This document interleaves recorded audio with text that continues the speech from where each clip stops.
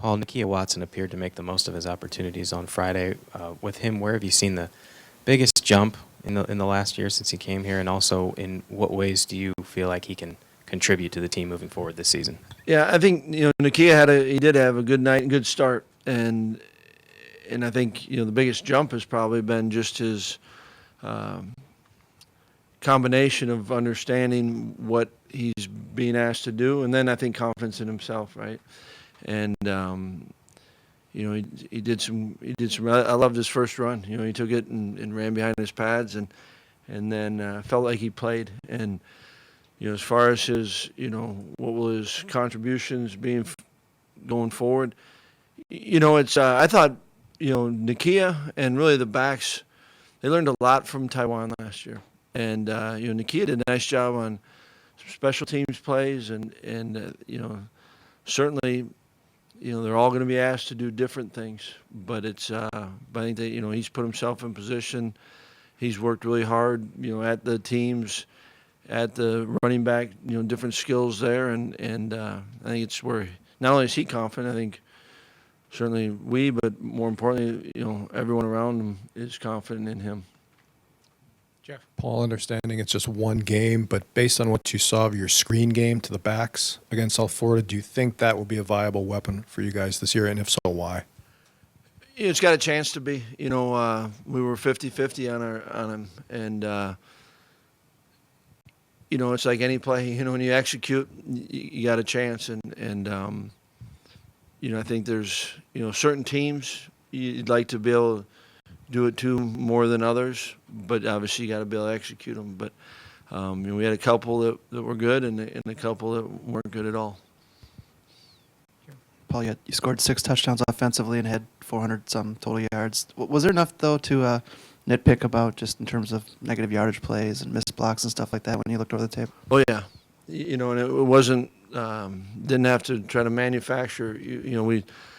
We did do some good things, but I do think if you really look at all three of the units, speaking specifically offensively, there was some really good plays where everyone was kind of doing what they're asked to do, and then there's, you mentioned it, some of the lost yardage plays, had a turnover, and just, I didn't feel like we were on some of the things that you got to be, to give yourself your best chance. And so I think there's plenty of stuff to work on offensively, certainly. Paul, Chris Orr got injured, I think, late in the first half, and then Nelson third quarter. How do you decide as the game goes on, okay, we need to get so many guys out and get the young guys work, and how does that decision process work? I think those, you've got two kind of mirroring or going along at the same time, and that's one. First of all, what's the health of the player? And then certainly, there's some games where you get to the point where the game's probably not in the balance as much as, and then you're trying to, get guys in that have earned the right to play. And I think that was one of the really good things about Friday night was a lot of guys did play and had earned that opportunity to play. And yet I think, when you're talking about specifically with injuries, it's, where are they and can they go back in? Right, you're going to be ruled out. Those are not hard decisions, right? Doc tells you he's out. You get that, he could go, and then you try to balance, where is it at? And then, there's times whether it's injury or not, other guys have earned the right to play. But, on those, you got to find out first, can they? And you certainly don't want to do it if they're going to be at a greater risk, either of hurting that more or there's something else, if they can't protect themselves. Yes. Paul, you saw a lot of what Matt Henningsen was able to do last season when he got his chance. In what ways do you think he used that season as a springboard, and where has he gotten better as well? I think that, Matt was a freshman last year, and so I think that probably every phase of playing, your preparation, all that. I think that, that play, that he made, and really many of the plays that he makes he is a relentless player. And certainly, there's guys around him that make something, but he happens to, just by continuing to play, you create some of your own luck.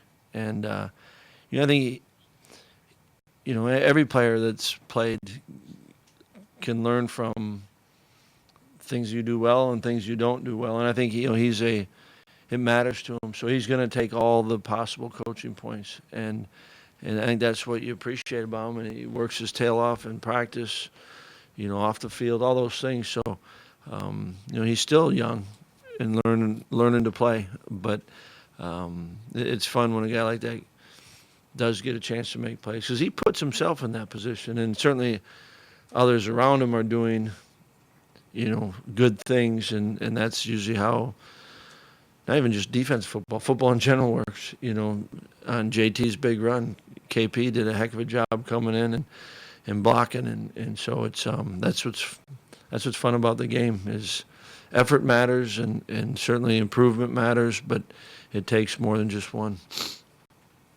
Now that you've had a chance to look at the game on video, what did Jack do well, and what are areas that maybe he needs to improve on? I thought Jack kind of for the most part, saw things pretty well, and I thought it was purposeful as far as getting the ball out of his hands. Things that he can improve on. Obviously, you take a look at, when you're kind of reviewing, you take a look at, kind of the sacks, and not every one of them was on him, but I thought there was one where he's got to own that, know what's happening, and get the ball in his place for him to go. For all the quarterbacks, it's a great learning experience at the end of the half, and not really just talking of the last play at the half, where if JT doesn't make that play, you've got no points and no chance for points. But I think even as we were going, kind of as I think that drive started with like 6 minutes, but then it comes down to where it's the clock is an issue, and we've got to do a better job of helping him, and he, as the leader, I think, can help. Okay, guys, it's kind of changing gears on you, and let's go there, and I thought he did a good job for the most part in most of the run game stuff. There's a couple that he can clean up, so. I loved the way he played and competed, though, and kind of his demeanor throughout it all. And, enough good to build on, and certainly enough stuff to keep cleaning up.